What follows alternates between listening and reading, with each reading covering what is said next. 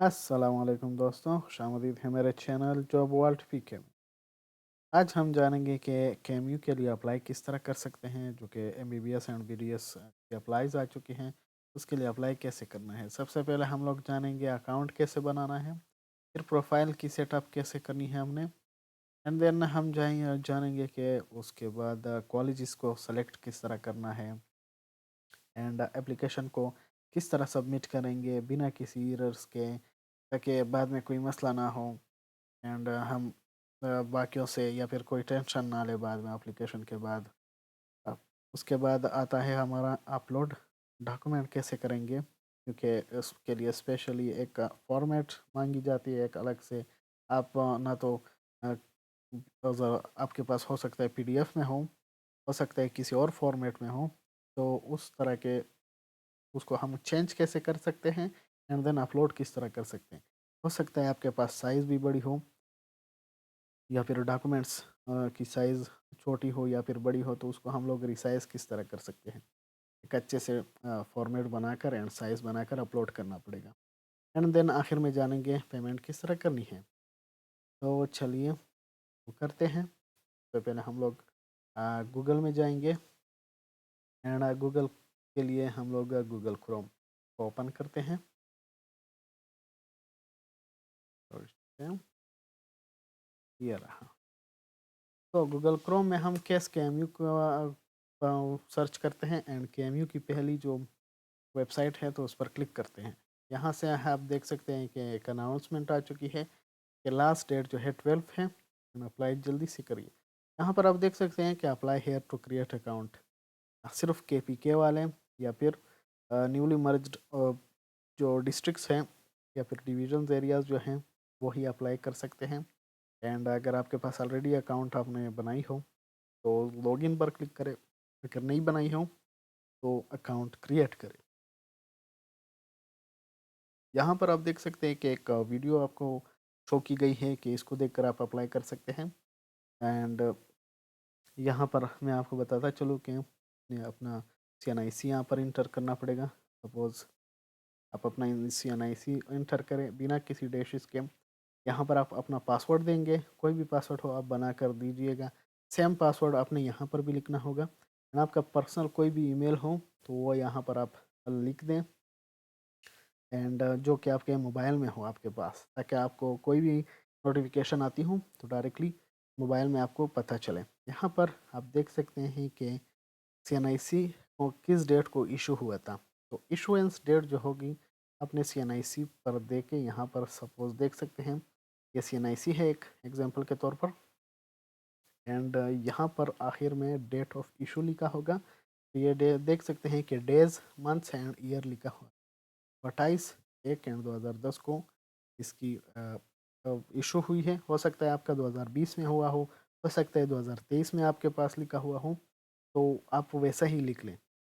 तो यहाँ से आप कैलेंडर पर क्लिक कर दें। कैलेंडर में यहाँ पर ईयर को सेलेक्ट करने के लिए सपोज मैं 2018 में क्लिक कर देता हूँ, मंथ सेलेक्ट कर देता हूँ, एंड देन 12।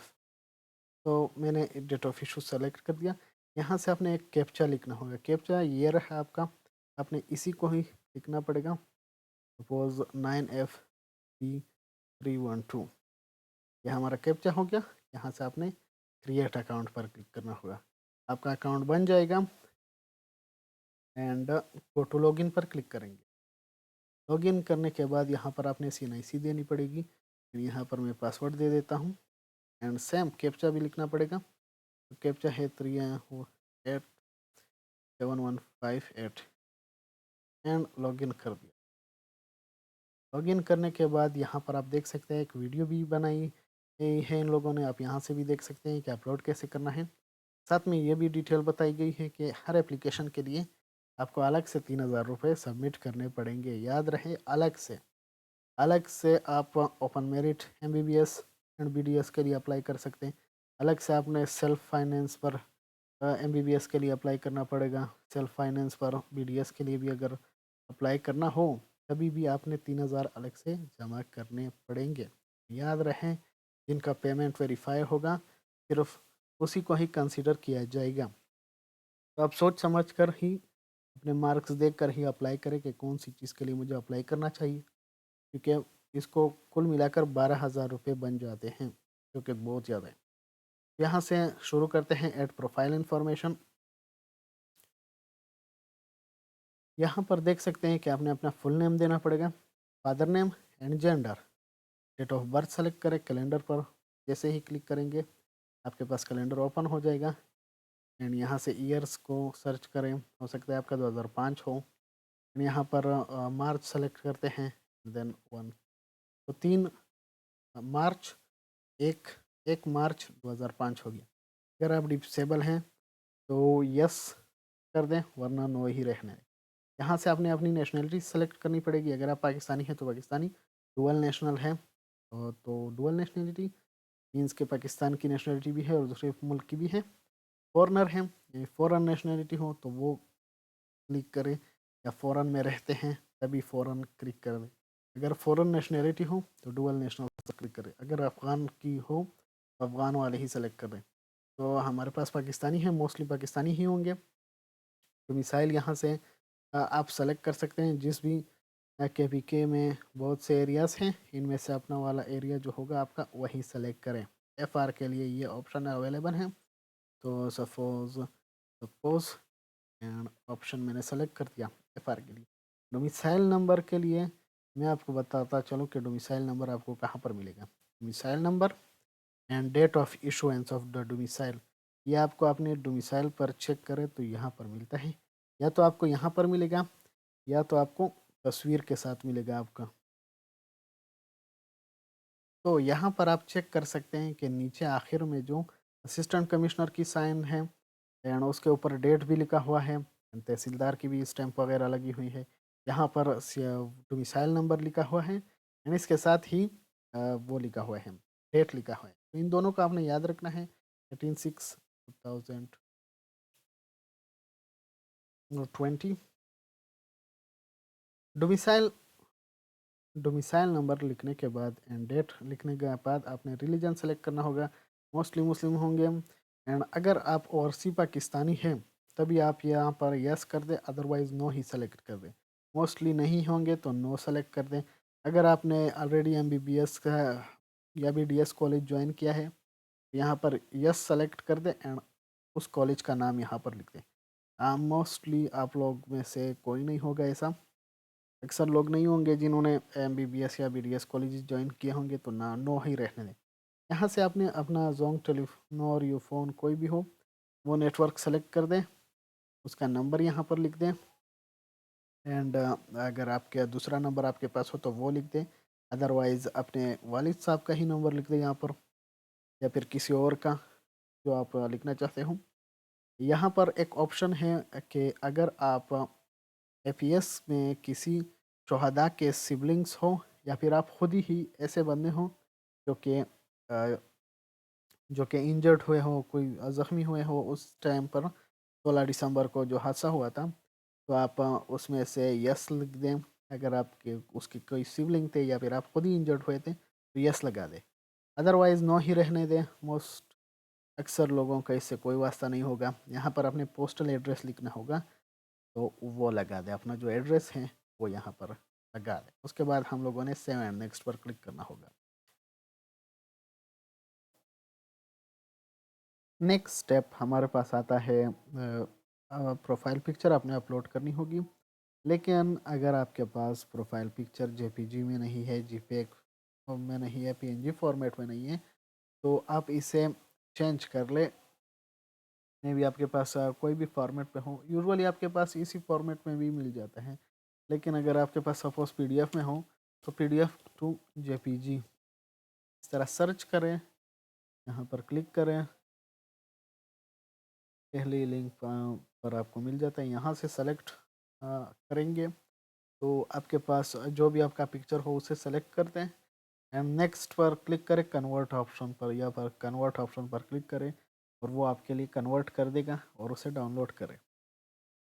उससे पहले हम अगर आपके पास सपोज़ साइज़ में बिग हो 1 या 2 MB का आ जाता है, तो उसको के लिए हम इस तरह कर सकते हैं कि रिसाइज पिक्सल को सर्च करेंगे। मैं आपके पास लिंक भी शेयर कर दूंगा। यहाँ से हम लोग अपलोड इमेज करेंगे।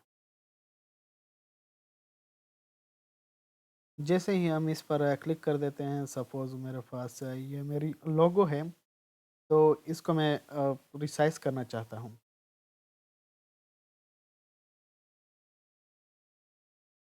यहाँ पर आते हैं, कंप्रेस पर क्लिक करते हैं। कंप्रेस पर क्लिक करें तो आपको जितने केबी, सपोज़ यहाँ पर लिखा हुआ है 512 केबी, तो आप यहाँ पर 512 केबी लिख दें। 512 केबी कंप्रेस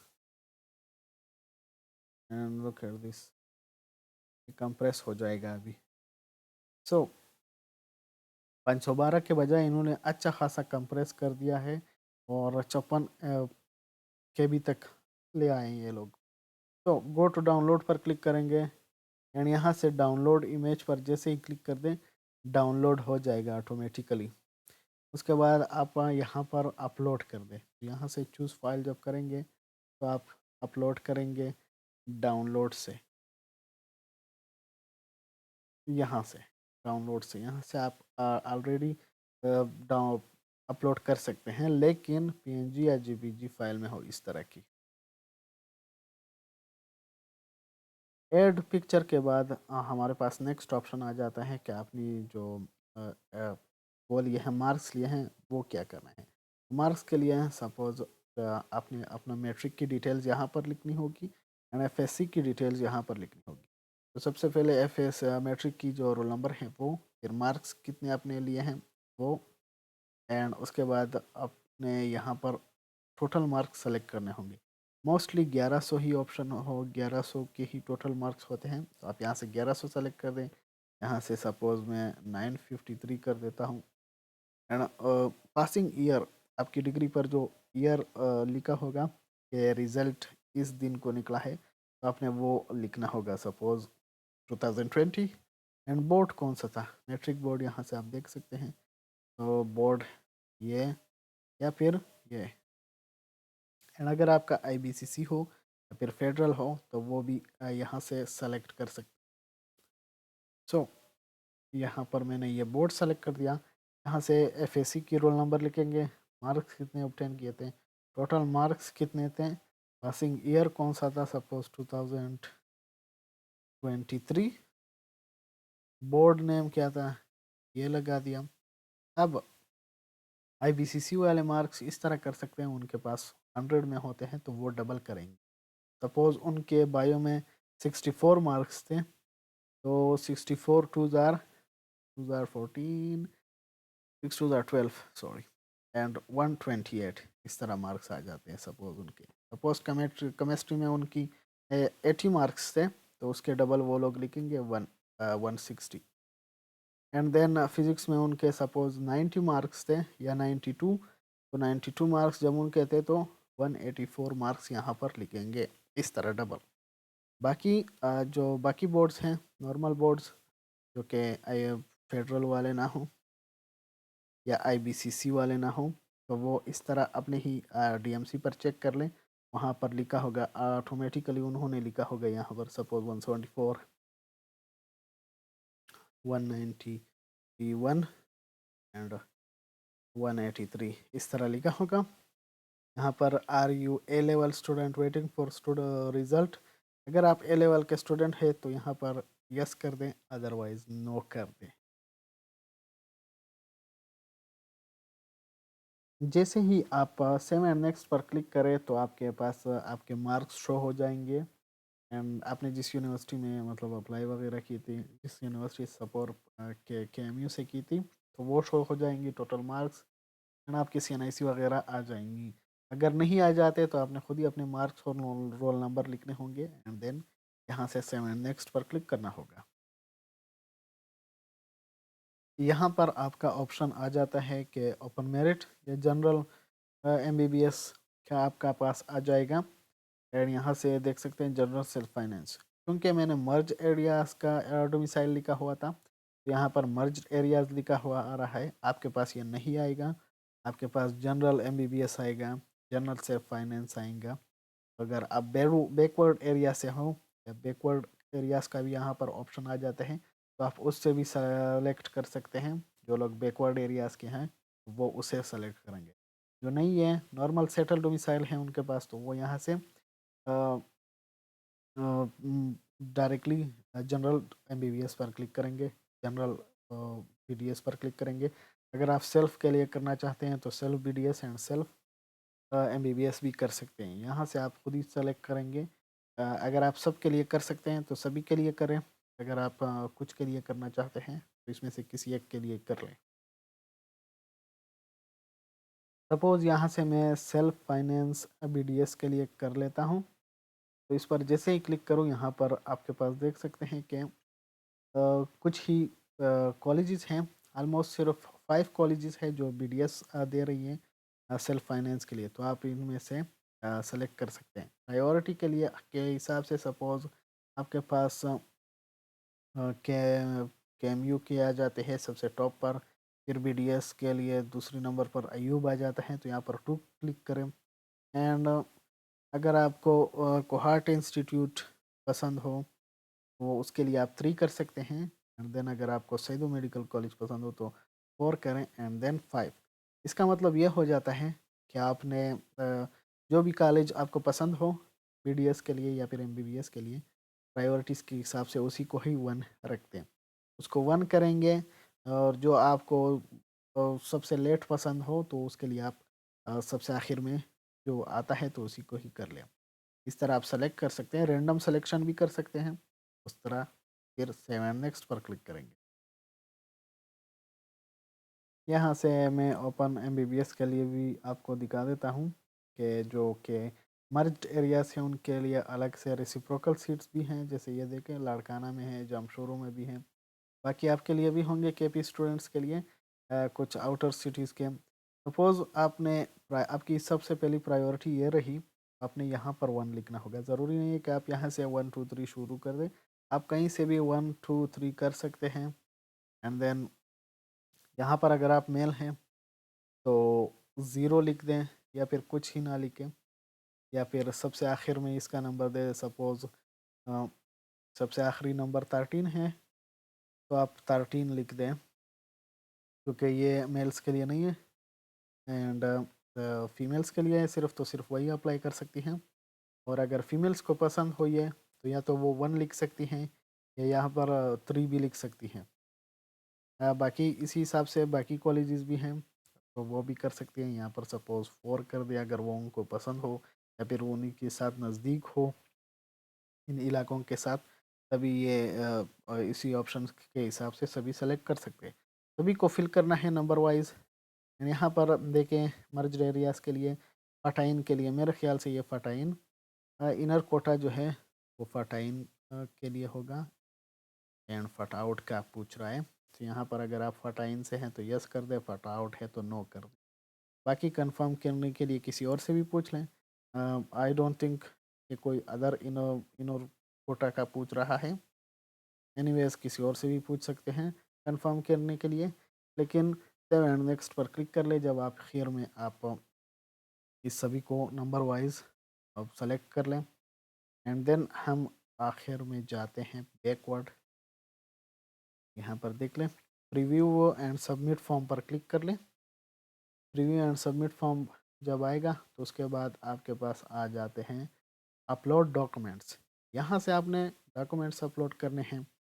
सो सबसे पहले मैट्रिक का सर्टिफिकेट आ जाता है। आपने यहाँ पर देखें 512 KB एंड जेपीजी या पीएनजी। तो जेपीजी या पीएनजी के लिए ये वेबसाइट है। आप pdf.jpg लिख दें, यहाँ से सेलेक्ट पर क्लिक करें, एंड देन यहाँ से आपके पास जो पीडीएफ होगा वो सेलेक्ट कर दें। सपोज़ मैं यहाँ पर प्रिंट चालान है एक। अब ये एक पीडीएफ है जिसको हम लोग कन्वर्ट करेंगे जेपीजी में। तो पीडीएफ को हमने अपलोड कर दिया, ये जेपीजी में कन्वर्ट कर दिया। ये कन्वर्जन शुरू हो गई। And then download JPG image download कर लें तो आपके पास आ जाता है, आपके पास सेव होगा, वहीं से फिर से अपलोड कर दें। ठीक है, ये मेरे पास डाउनलोड आ रहा है। एनीवेज हम लोग इसे रहने देते हैं। यहाँ से हम अपनी, जो मैंने आपको फिर से भी कहा था, पिछली बार भी बताया कि कैसे हम लोग कर सकते हैं अपना रिसाइज। अगर आपकी जो पीएनजी आप यहाँ से जो आपने कुछ डाउनलोड किया है, जो भी आपके डॉक्यूमेंट्स है जेपीजी पीएनजी, उसकी साइज़ बड़ी है, तो आप फिर से यहाँ से पिक्चर अपलोड कर लें एंड उसको रिसाइज कर दें। जैसा कि मैंने कहा 512 केबी तक लाएं और उसके बाद यहाँ पर अपने certificates one by one upload करते जाएं। यहाँ से मैट्रिक का सर्टिफिकेट, यहाँ से डीएमसी, फिर एफएससी का सर्टिफिकेट, एफएससी की डीएमसी, फिर डोमिसाइल का फ्रंट साइड एंड डोमिसाइल की बैक साइड यहाँ पर, फिर एनआईसी की फ्रंट साइड एंड ये एनआईसी की बैक साइड यहाँ।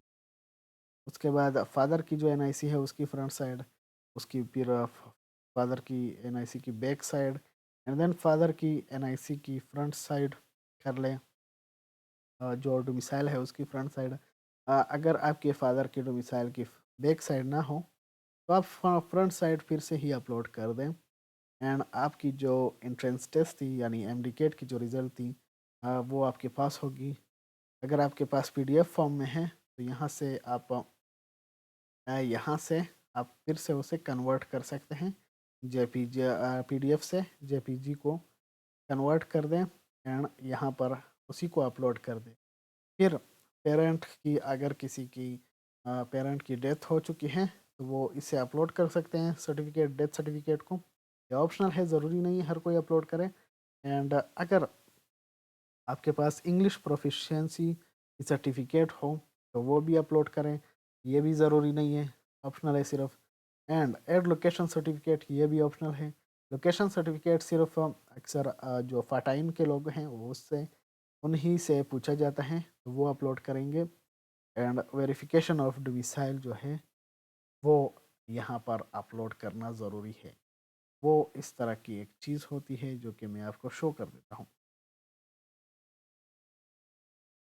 ये आप देख सकते हैं, ये वेरिफिकेशन वेरिफिकेशन ऑफ डोमिसाइल फाटा के लिए हैं, जो कि पॉलिटिकल एजेंट्स या कमिश्नर से किया हो या फिर असिस्टेंट कमिश्नर से, तो इसको वेरिफिकेशन कहते हैं। यहाँ आप ऐसा करें, अपनी इलाके में जाएंगे, वहाँ जहाँ पर आपने डोमिसाइल बनाया हो वहीं पर आप पूछ सकते हैं कि मैंने वेरिफिकेशन करवानी है। वो आपको एक फॉर्म वगैरह दे सकते हैं एंड उसी को फिल करने के बाद आपकी वेरिफिकेशन की जाती है। अगर आपका डोमिसाइल सही निकलता है तो वो वेरीफाइड का स्टैंप आ जाता है और आप इसे हासिल कर सकते हैं।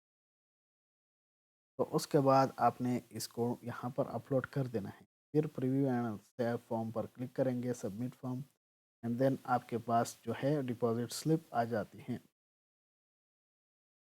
यहाँ से जब आपकी तो जिन मेडिकल कॉलेजेस के लिए या फिर अपने सेल्फ वगैरह के लिए या फिर जनरल मेरिट के लिए आपने अप्लाई की हो, यहाँ पर आपके पास आ जाती हैं और उसी हिसाब से आपने को शो की जाएंगी कि कितना आपका बनता है। तो आपने उसे डाउनलोड करना है। बैंक ऑफ खैबर जाएंगे या फिर ऑनलाइन भी पेमेंट कर सकते हैं। तो आसान तरीका यह है कि आप बैंक ऑफ खैबर जाएं, क्योंकि आपके पास बाद में हार्ड कॉपी उसकी पिक्चर मांगी जाती है। तो बैंक ऑफ खैबर जब जाएंगे, प्रिंट डॉक्यूमेंट्स के साथ वो आपको स्टैंप लगा देंगे, तो उसकी पिक्चर आपने लेनी है और यहाँ पर अपलोड एप्लीकेशन फॉर्म पर क्लिक करेंगे।